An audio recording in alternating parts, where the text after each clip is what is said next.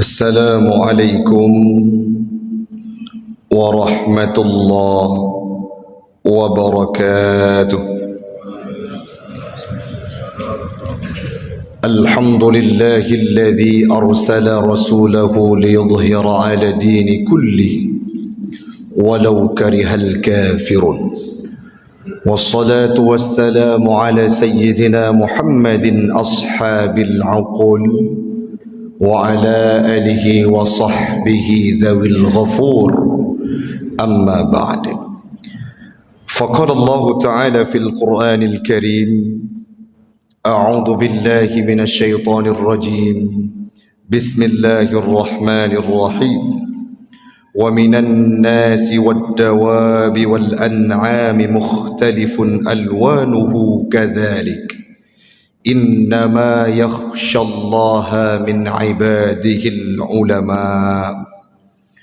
وقال الله تعالى في آية أخرى: وما أرسلناك إلا رحمة للعالمين. وقال تعالى في آية أخرى: قل بفضل الله وبرحمته فبذلك فليفرحوا. الآية. صدق الله العظيم وصدق النبي رسوله الكريم ونحن على ذلك من الشاهدين والشاكرين. إلهي أنت مقصودي ورضاك مطلوبي، أعطني محبتك ومعرفتك. Jamaah sidang solat Aisyah, solat maghrib sembari menunggu solat Aisyah yang kami muliakan, marilah kita memuja dan memuji Allah empunya alam semesta. Salawat dan salam keharibaan baginda Rasulullah sallallahu alaihi wasallam kepada al dan sahabat beliau sekalian, alim ulama mutaqaddimin dan mutaakhirin yang muktabar kedua-duanya, yang kita hormati bersama guru kita bersama Imam Syekh Masjid Jami' Kota Luksmawe, panitia pengurus jamaah sidang solat maghrib sembari menunggu solat Aisyah sekeyakinan seakidah yang kami muliakan. Hamba Allah,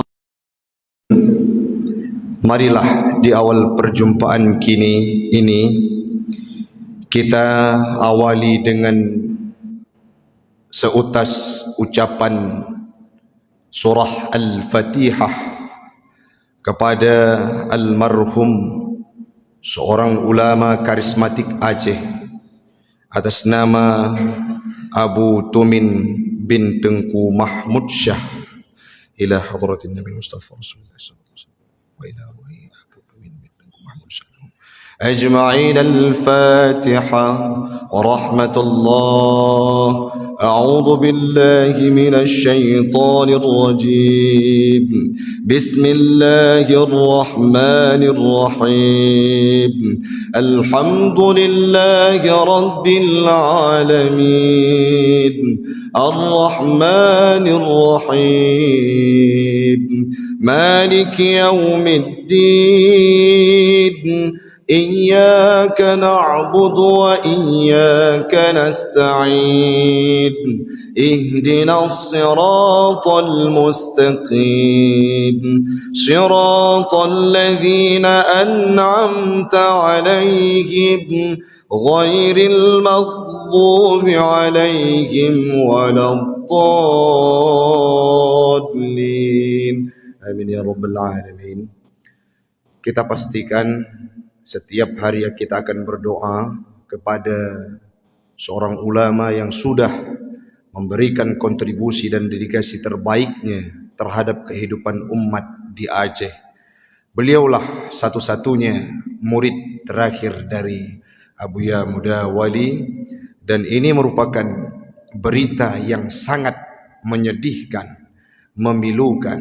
Serentak penghuni Bumo Aceh kemarin sore sengkak dan tidak bisa bernafas saat menerima pesan bahwa Abu Dibilang Beladi sudah kembali ke hadirat Allah. Hakul yakin, ainul yakin, insya Allah pastilah Allah akan memberikan tempat yang mulia kepada beliau. Baiklah, pada pertemuan kali ini kita akan membahas menyangkut dengan bagaimana rekam jejak dan apa saja yang perlu kita persiapkan untuk menghadapi bulan lahirnya Nabi Muhammad. Rasulullah itu seorang manusia yang diutuskan oleh Allah jauh-jauh sebelum waktu beliau dimunculkan ke dunia ini sudah dipersiapkan oleh Allah Subhanahu wa taala. Nabi Muhammad adalah nabi yang diciptakan dan diutus kepada umat akhir zaman dengan segudang kelebihan, dengan segudang keistimewaan, walaupun dalam kehidupan nyatanya beliau pernah berada pada titik yang paling rendah sekalipun. Bagaimana contohnya Ustaz? Pernah ditempeleng. Nabi Muhammad pernah gekok baule li Abu Jahal. Beliau berada di atas bukit Safa. Rebah membalik-balik darah. Nabi Muhammad pernah dilempari dengan pokok korma. Nabi Muhammad pernah ditimpakan dengan kotoran manusia saat beliau sedang sujud di depan Ka'bah. Nabi Muhammad pernah dilempari dengan bebatuan. Itu akan mengisi perjumpaan kita pada malam yang berbahagia ini. Artinya rekam jejak Rasulullah, risalah Rasulullah akan kita kupas malam ini dengan maksud dan tujuan untuk memunculkan, membangkitkan semangat kita untuk mengikuti jejaknya, lebih-lebih mengaktualisasikan segala syariat Islam yang sudah dipraktikkan oleh beliau dulunya. Dari semenjak kecil Rasulullah itu dilahirkan dalam kondisi tidak memiliki ayah.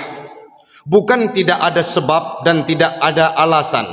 Nabi Muhammad diutus oleh Allah dalam kondisi tidak memiliki ayah. Para habaib menyampaikan bahawa alasan yang mereka dapatkan adalah sehingga Nabi Muhammad saat lahir beliau tidak menyebutkan abi. Artinya lagi anak-anak gedanya hotel but. Saat mereka dilahirkan ke dunia, saat mereka sudah bisa berbicara, pasti kalimat yang keluar dari mulutnya ma, ayah. Namun Allah menakdirkan kepada Rasulullah, beliau umur 2 bulan dalam kandungan meninggal ayahanda tercinta Abdullah. Kenapa? Supaya kalimat yang terngiang dan terucap saat Nabi sudah bisa berbicara, Rabbi, Rabbi, Rabbi. Apa maknanya? Tuhanku, Tuhanku, Tuhanku. Sepenuhnya beliau akan menyerahkan dirinya kepada Allah. Kenapa? Dari kecil beliau tidak melihat sosok ayahanda tercintanya. Yang selanjutnya setelah umur lahir ke dunia kurang lebih 6 tahun, beliau rindu dengan sosok ayah. Tidak tahu bagaimana untuk melihat jasadnya. Beliau pinta kepada ibundanya, mari kita berkunjung ke tempat makam ayahanda. Pergi beliau bersama Siti Aisyah. Pergi beliau dengan Siti Aminah, ibundanya. Setiba di sana, tetruk kedih urung siklun, watene wotruh sabuh tempat di Abua, meninggal ibunda tercinta. Tidak terpikat, tidak terlalu terpikat hati Nabi Muhammad dengan orang tuanya walaupun beliau sangat sayang. Kenapa? Karena cepat waktu yang diberikan oleh Allah. Yang terngiang dan tersugesti dalam pikiran Nabi hanya satu kalimat, siapa? Rabbi, Tuhanku. Sehingga hati Nabi terikat dan terpikat kepada Allah, tidak mengenal ruang dan waktu. Lehnyan gecok li Abu Talib 2 tahun urang siklun, meninggal dunia 8 tahun umur Nabi. Hidup bersama pamannya sekaligus kepala suku, yaitu Abu Talib.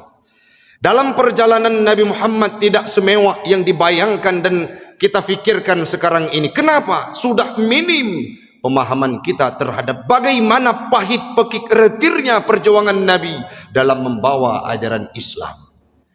Nabi Muhammad waktu nejak hijrah, baik ke kota Habasyah, baik ke Madinah, beliau tidak menunggangi kendaraan yang mewah seperti kita. Alias cuma onta yang ada untuk beliau tunggangi. Selanjutnya di bawah terik matahari tidak ada aspal, beliau beranjak pergi untuk mensyiarkan agama Allah dan mencari ketenangan. Baju tempat tidurnya tidak berlapiskan sofa, berlapiskan spring bed seperti yang kita rasakan sekarang ini. Apa? Beralaskan pelepah kurma. Kesederhanaan Nabi Muhammad itu terbukti. Harta beliau tidak dimiliki untuk beliau, tetapi untuk syiar Allah dan syariat Islam. Bahkan istrinya Siti Khadijah pernah berkata, "Ya Rasulullah, aku adalah orang yang kaya dulunya. Setelah engkau persunting, aku relakan segala hartaku untuk engkau simbahkan, untuk engkau perjuangkan, untuk engkau korbankan di jalan Allah." Demikian pungkas Khadijah, bahkan pernah nekun, andai kata dalam perjalanan dunia Rasulullah neme ajaran Islam terdapat sebuah sungai yang tidak ada jembatannya, maka siap tubuhku engkau jadikan sebagai jembatannya. Siapa? Istri Nabi Muhammad, yakni Siti Khadijah. Luar biasa perjuangan Nabi. Pernah sabuh ketika orang Syi'lun, Nabi Muhammad itu dililit dengan kelaparan, yang mana beliau sangat kita rindu, dililit oleh kelaparan, tetapi ada secuil makanan beliau berikan kepada sahabatnya. Beliau gantungkan batu di perutnya sembari beliau lanjut dengan gotong royong alias melakukan aktivitas biasa. Kenapa demikian?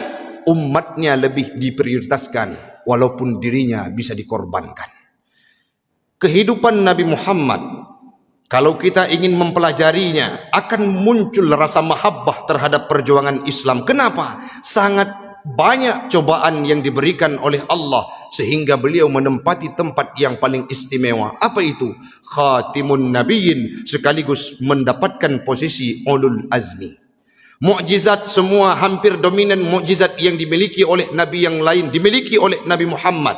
Nabi Sulaiman bisa berbicara dengan hewan, Nabi Muhammad bisa berdialog dengan kijang. Bahasa katanya gluh. Watai gluh di drop oleh pemburu, dialog singkat dengan Nabi Muhammad. Binatang yang lain juga demikian. Nabi Muhammad sangat banyak mukjizat yang diberikan oleh Allah Ta'ala, namun mukjizat yang tidak diperuntukkan kepada yang lain, yaitu Al-Quran. Dalam sebuah sejarah orang Syi'lun, jauh-jauh hari Allah sudah mempersiapkan kehadiran Nabi Muhammad.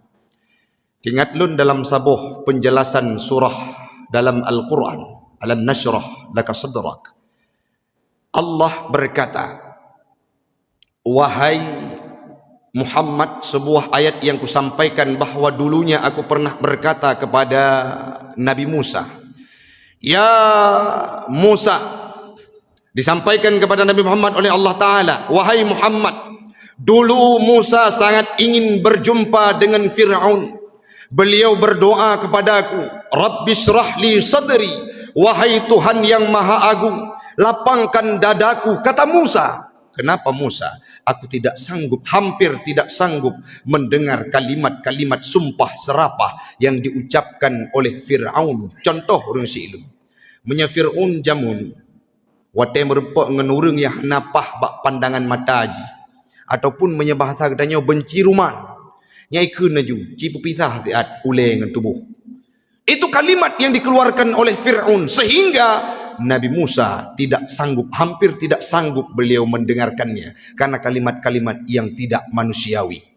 Akibut Nabi Musa kepada Allah, Rabbi syrah li sadri, ya Rabb, berikan kelapangan kepada dadaku untuk menerima ocehan, untuk mendengarkan kalimat-kalimat yang tidak bagus yang diucapkan oleh Fir'aun. Nabi Muhammad hana megelake, hana kepegah kepada Allah Ta'ala. Walaupun gebi cobaan, tapi Allah menurunkan sebuah ayatnya, Alam nashrah laka sadrak. Ketahuilah wahai Muhammad, ketahuilah wahai umat, ketahuilah wahai manusia, alam nashrah laka sadrak. Adakah engkau tidak melihat dadanya Muhammad sudah kami lapangkan? Pernah geplah, pernah gepeglih dengan Iman Zamzam saat ingin Isra Mi'raj. Artinya apa? Ini sebuah keistimewaan yang diberikan oleh Allah kepada Nabi kita, yakni Nabi Muhammad. Hana menelakepi, padahal urang-urang hampir sama juga dengan Fir'aun waktu itu. Abu Lahab, paman sendiri. Sedangkan Nabi Musa berhadapan dengan Fir'aun tidak ada tali darah. Nabi Muhammad dengan Abu Lahab siapa ke? Lillahi ayah ganyan lahi apa Abu Lahab sekandung. Artinya wali kalau bahasa kita. Itu yang menjadi musuh bebuyutan dalam kehidupan beliau. Paman draw sendiri. Dan tidak hanya mencaci memaki, turut untuk menghakimi dan menganiaya Rasulullah. Tapi Nabi tidak pernah meminta kepada Allah. Allah yang menjanjikan bahwa Muhammad itu telah dilapangkan dadanya.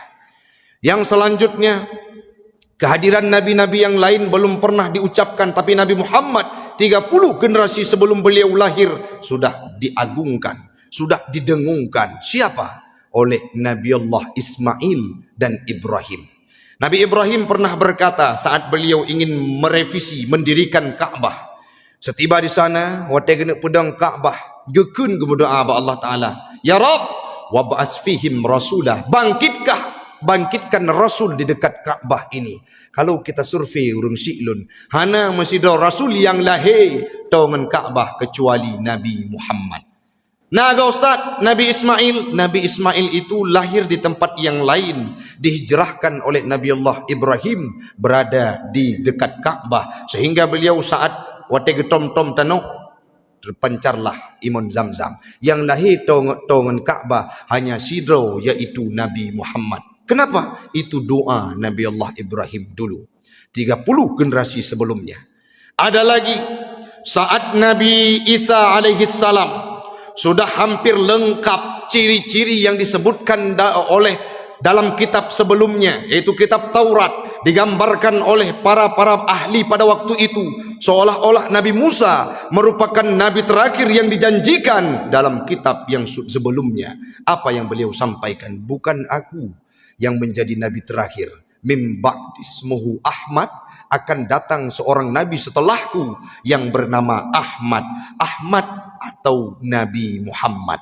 Siapa yang menyebutkan? Nabi Isa alaihi salam. Kapan? Sebelum Nabi Muhammad dilahirkan ke dunia. Jauh hari sebelum Nabi dilahirkan sudah disebutkan, diagungkan. Bahkan beliau saat lahir tidak ada peristiwa yang menjadi nomor 2 saat lahir Nabi Muhammad.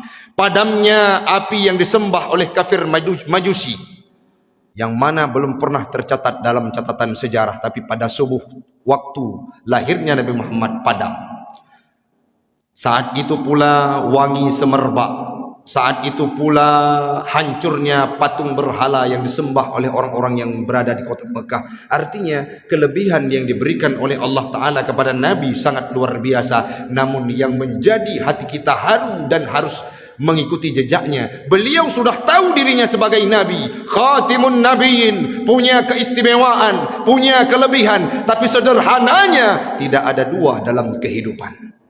Hanya 2 kesederhanaan Nabi Muhammad dalam praktik kehidupannya. Tidak beliau bermegah-megahan, tidak beliau bereporia. Akulah Nabi akhir zaman, akulah yang dipersiapkan oleh Allah Ta'ala untuk semesta alam ini. Akulah sebagai Nabi penutup dan menjadi Sayyidul Anam, kepalanya pada para manusia. Tapi dengan kesederhanaannya Nabi Muhammad membawa Islam dengan lemah lembut. Sampai hari ini Islam masih dikenang dan disiarkan oleh siapapun. Itu berkat perjuangan daripada beliau. Yang paling pedlam urung Syi'lun, wate uronyo yang tatanyang Mbak Nekmit, mereka membayangkan bahwa Nabi Muhammad itu sosok yang sangat elegan, sosok yang sangat punya wibawa, karena mereka seolah-olah berasumsi Nabi Muhammad lagi urung-urung yang di perkantoran. Nabi Muhammad lagi pimpinan-pimpinan kita sekarang. Nabi Muhammad berada di unsur pemerintahan, taubahnya seperti kehidupan real sekarang. Itu jauh panggang dari api. Tidak demikian. Beliau memperjuangkan Islam dengan luntang lantung, dengan susah payah, tanpa ada penyokong. Bahkan wate meninggai Abu Talib, watenya terjadi embargo yang luar biasa. Abu Talib itu merupakan kepala suku. Nabi Muhammad saat mensyiarkan Islam, Abu Talib yang menjadi benteng saat itu, walaupun tidak masuk dalam agama Islam. Kenapa? Karena beliau kepala suku. Di Mekah dulunya, Kalau ada kepala suku yang membackup kita, kita akan mampu hidup secara leluasa. Tapi saat kepala suku itu hilang, maka saat itulah menjadi awal untuk kehancuran kehidupan kita. Watenya leh meninggai Abu Talib. Abu Talib pernah gekun. Muhammad nyo lun bela. Siap tubuhku menjadi tanah, kata Abu Talib pamannya. Andai kata satu helai bulu Muhammad jatuh, maka aku siap mati bersimbah darah untuk memperjuangkan Muhammad, walaupun hang getim temung dalam agama Islam. Saat itu ditombak Yasir di perutnya, di depan mata Nabi. Dibakar tangan paman Utsman bin Affan dalam anyaman yang terbuat dari pelepah kurma. Ike Nabi. Di obrak-abrik kehidupan umat Islam, bahkan ada seorang anak yang diusir oleh ibundanya. Kenapa? Karena tidak mau meninggalkan agama Islam, yakni agama Muhammad. Cukup luar biasa watenya le meninggai paman Nabi, yaitu Abu Talib. Watenya Nabi ne bergerilya, bedah ne berangkat ku Ethiopia, Raja Najasyi menyeken danau jinau. Wahabsyah. Watenya terus kede Amr bin As sudah duluan datang untuk memprovokasi. Waktu itu kedik, namun di sana Raja Najasyi menganut agama Nasrani. Beliau sangat cinta dengan Nabi Isa dan Maryam. Seketika Ja'far saat datang orang yang melakukan provokator, gebedoh Ja'far gebaca ayat menyangkut dengan Nabi Isa, ru imata Raja Najasyi, sehingga di sanalah terdapat pelindungan dari Raja Najasyi untuk melindungi umat Islam pada waktu itu. Watenya Nabi dia bedah berangkat ke Utaif. Waktu itu Utaif urang Syilun bersama Zaid bin Haritsah. Waktu itu ke harapan Nabi nejakme agama Islam. Contoh masa gede-gedanya dilancang garam, ada masalah, kita hijrah ke tempat lain, ataupun punya masalah di tempat lain, kita hijrah ke lancang garam dengan harapan kita mampu membangun komunitas, mampu membangun kehidupan yang indah dengan sanak jiran tetangga kita. Tapi setiba Nabi di Taif tidak disambut dengan kemewahan. Lagi-lagi ada provokator yang truh kota Taif. Buya Yahya saat menyampaikan terhadap cerita Taif, beliau berlinang air mata. Kenapa? Kesedihan yang tiada dua dan menjadi catatan sejarah terhadap kehidupan Nabi itulah di kota Taif. Watai kejak Nabi gemai ajaran Islam kota Taif, si pelihura gedang ide hurung si ilun hana tapu api. Ho yang gepegah abah tiah hai dengo. Gepegah abah sibe hai dengo. Uruk Nabi watenyan dikacangkan hana di permun lagi urung hana yu. Saat 10 hari beliau berdiam diri di sana, tiba-tiba ingin pulang. Saat beliau ingin pulang, pada waktu itulah dihadang oleh pembesar kota Taif. Muhammad, engkau datang tidak kuundang, engkau pulang harus kuberikan imbalan. Watenyan ke pedang saf pemuda-pemuda kota Taif yang tubuhnya tegar. Bebe tubuh danya malah raya elom. Urung-urung tubuh masa jamun. Gepedang dua boh saf. Di tangan mereka terdapat memegang batu-batu yang besar satu gepal. Kan batai lagi katanya orang Syilun. Batai katanya batai ud kalang. Batai tak ud tibik kalang. Tapi yang batai di Arab. Itut leuro hitam keroi. Batai tak ud tibik darah. Tapi batu tersebut yang dipegang oleh pemuda-pemuda kota Taif dilempari ke muka Nabi. Kenang radwiya. Aru darah. Galombeh membati wajah Nabi Unun. Kenang radwiya. Aru darah. Tidak hanya dilempari dengan batuan. Terus hurung ralikut, itulah Nabi melungkop-lungkop di atas batu-batu kerikil di Arab sana, di tempat yang panas, yang terik luar biasa. Coba bayangkan. Beliau lewati terowongan yang dibuat, saf yang dibuat oleh pemuda tadinya. Lamati Nabi, ya Allah ba'na laknat, ya Allah ba'na laknat, ya Allah ba'na laknat. Cina bayangkan sepo akhlak yang laginya nurung Syilun. Batai atas muka, wi unun ilungkop ro darah, bajai putih mewarna darah. Tapi lamati Nabi, ya Allah ba'na laknat, ya Allah ba'na laknat, ya Allah ba'na laknat. Karena mereka tidak tahu dengan keberadaan diriku. Bacut-bacut nejak Nabi urung Syilun sampai beh gerbang Taif. Maah cakap gambaran ji lagi tidro urang gua di nehun. Na iya kutonya lohop nyan. Gebedah geik atas masjid hana gerah katik. Watai gejak pasti tapak lengket. Laginyan ke tapak Nabi lengket bak getebit gerbang kota Taif. Tapi sayang kan tanah darah yang ili punuh tubuh Nabi. Lepas gerbang kota Taif melepop duduk Nabi dengan Zaid bin Haritsah. Watainya terus malaikat penjaga gunung Taif berkata, "Ya Muhammad, kami dari tadi menyaksikan siksaan terhadap dirimu. Kami hanya ingin satu kalimat darimu Muhammad. Gunung yang mana yang akan kutimpakan kepada mereka? Mud yadaika ila sama. Angkatlah tanganmu ke langit." Gunung toh Muhammad yang lungkop kawaknya. Nyan menyatanya katanya lagi yang rusilun. Hantip jarau gati-gati katanya. Tapi Nabi Muhammad, beliau akhlaknya tiada dua dan harus katanya ikut. Gekun pak malaikat. Wahum qaumun la ya'lamun. Mereka itu tidak tahu dengan keberadaan diriku wahai malaikat. Bek ni siksa awaknya. Geleng jarau Nabi gemendoa, "Ya Allah, lahirkan di kota Taif ini orang yang akan mampu mensyiarkan Islam." Dominan di Taif jino si kurang 10% orang silun lagi katanya. Ahlu sunnah wal jamaah. Doa Nabi. Lehanyan gebedah gemusom le Nabi dilikat gunung Taif dengan penuh kehinaan, dengan berderai air mata, tengah haru darah, geleng jaro ba Allah Taala, "Ya Allah, ila man taqiluni halam lungja ya Allah, au ila ba'idin yu'jimuni, ataupun dari tempat ini akan saya pergi, andai itu perintahmu ya Rabb, malam taghdab ilayya, selama drawn hana bengeh ne kelung, maka lun akan sabi-sabi berjuang." Demikian yang gekun li Nabi urang silun. Mau ronyom fitanya kan tingat Nabi kag lindung li Allah Taala. Nabi cukup mewah udip, nyan meyahana tim baca sejarah. Manuronyo katruh Rabiul Awal, apa yang kita persiapkan untuk menyambut kedatangan hari kelahiran beliau? Nah, tanya dalam selawat siurah malam ke Nabi. Nah, pernah tak ingat Nabi? Nah, tak baca sejarahnya ataupun cerita-cerita menyangkut dengan Nabi Muhammad itu akan menjadi dongeng belaka yang tidak pernah kita sugestikan kepada anak-anak mudanya. Sehingga waktu itu dengar nama Muhammad, oh Nabi Muhammad, oh Muhammad, cuma sekedar sepintas lalu. Orangnya kajet robah mindset orang silun. Butukli itu waktu kita baca sejarah-sejarah Nabi Muhammad. Waktu kita selawat betroh gezah.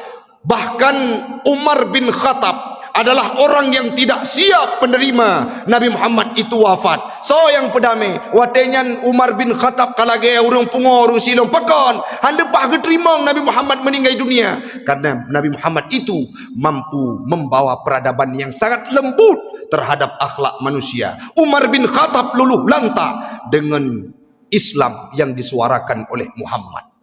Hal pah geterima. So yang pegah Muhammad muwafid nyokuta gekun le Umar bin Khattab, tapi watenyan truh Abu Bakar yang sangat bijaksana. "Ya Umar, Muhammad itu manusia, bukan malaikat, bukan makhluk yang lainnya. Muhammad itu akan meninggal dunia dan wafat." Watenyan baru kedua pu yang perlihat pegah urung silun. Umar bin Khattab sekali Umar bin Khattab yang jin yo ke Umar. Jen meyai depu Umar jak lorong A. Jen meyai depu Umar gejak lorong B. Dia akan memilih lorong A untuk lewat. Bahkan pernah suatu ketika dilapor oleh Amr bin As, "Ya Umar, di Mesir ada sebuah tradisi. Icok urinang dipehanyut lam laut lam sungai Nil. Keputujuan supaya air sungai Nil itu banyak. Lo watenyan degi Umar bin Khattab getulih basiun surat, "Long hamba Allah, kah hamba Allah gekun bak jin yang na dalam sungai Nil, kah hamba Allah menyetekedi memang tak anggap long sebagai hamba Allah, kata sebagai hamba Allah piu bekle ganggu kehidupan orang yang na di sinan." Gecok kertahnya le Amr bin As geme gede geti lam sungai Nil, seketika gadah jin-jin hana tapu dumnan yo jin. Tapi Umar bin Khattab hampir tidak bisa menerima dengan kepergian Nabi Muhammad. Kenapa? Karena beliau merasakan, melihat dan merenungi bagaimana indahnya sosok Muhammad dalam kehidupannya. Hana orang yang hana kli, hana orang yang hana sedih. Bahkan orang sembahyang sampai truk leuro, gesemayang secara bergilir untuk mengantar kepergian Nabi Muhammad wa Allah. Tapi hari ini kita sedikit lambat laun sudah lupa bagaimana sosok Nabi dalam memperjuangkan akidah Islam yang melakonkan akhlak dalam kehidupannya. Yang selanjutnya dalam firman Allah, "Wa ma arsalnaka illa rahmatan lil alamin." Nabi Muhammadnya merupakan rahmat. Ayat difirmankan oleh Allah Ta'ala, tidak aku utuskan engkau wahai Muhammad kecuali untuk menjadi rahmat bagi sekalian alam. Dalam tafsir Hasyiah Sawi sampaikan, Nabi para anbiya itu diciptakan dari Rahman sifatnya. Yang selanjutnya ayat yang lain gekun, menyegetanyo tarumpok karunia Allah, menyegetanyo tarumpok rahmat Allah. Qul bifadlillah wa birahmatih fabidzalika falyafrahu. Hendaklah senang, hendaklah farih, hendaklah kita berbahagia. Baik nikmat, rahmat yang diberikan oleh Allah Ta'ala. Kita ambil sebuah kesimpulan, kehadiran Nabi Muhammad, lebih-lebih ini dalam bulan hadirnya, bulan lahirnya, mari kita sikapi dengan kebahagiaan. Luapkan kebahagiaan ini dengan segala sektor, yang penting tidak menentang dengan syariat Islam. Semoga dengan waktanya letam selawat, dengan tanya mahabbah kepada Nabi, akan diberikan peluang oleh Allah Ta'ala kita berjumpa dengan Nabi Muhammad di yaumil qiyamah dalam surganya. Yang terakhir urung syi'lun, uronyo diketanyo ditimpakan dengan musibah yang sangat besar, yaitu dengan kehilangan sosok ulama karismatik yang merupakan warasatul anbiya. Dalam sebuah hadis yang diucapkan oleh Nabi dengan riwayatnya yang sangat banyak yang sudah kami pelajari saat MK hadis tematik di kampus kami. Apa yang disampaikan? Ulama itulah cerminan, ulama itulah tanda, ulama itulah barometer bahwa ilmu akan diangkat oleh Allah Ta'ala menjadi petanda kiamat dunia akan datang dengan sebab hilangnya para alim ulama. Uronyo urang syi'lun hana urang yang hanaki, hana urang yang hanawah, hana urang yang hana sedih dengan hilangnya Abu Tumin. Bahkan anak-anak yang masih kecil yang belum tahu apa-apa, mereka yang duduk di bangku SD akan kenal siapa Abu Tumin. Apalagi kita hari ini. Ini merupakan sebuah musibah yang maha dahsyat. Ini merupakan sebuah cobaan yang diberikan oleh Allah Ta'ala terhadap kita yang berada di Aceh. Belum kering air mata gedanya terhadap Abu Daud di Luk Nibung. Tapi uronyo kagecok pulang di Allah Ta'ala. Sidra ulama ho tajak lom urung syi'lun. Maka marilah dengan wap mantengna ulama-ulama padum dro tu di atas bumonyo. Na bu di kutakru, na bu di mudi, na ayah di catrung, na ulama-ulama katanya mari ta satu kata tajak bedro teba ulama yang taputoro dengan ulama, dan ataupun tajuk anu bak pendidikan agama yang mana mereka bisa berinteraksi dengan para alim ulama, karena ulamalah warasatul anbiya. Mudah-mudahan bermanfaat bagi pribadi ulun tuan dan umumnya kepada jamaah sekalian. Yang perlu kita nyocok kesimpulan urung syi'lun, nyo katamang dalam bulan Maulid. Mari kita nyo katamang dalam bulan Rabiul Awal. Mari kita nyo tingkatkan kualitas ibadah yang pertama. Yang selanjutnya mari kita tingkatkan mahabbah kepada Nabi, baik itu dengan berselawat, mempelajari sirahnya, mengikuti akhlaknya. Ibadah yang gepubut oleh Allah Ta'ala adalah selawat.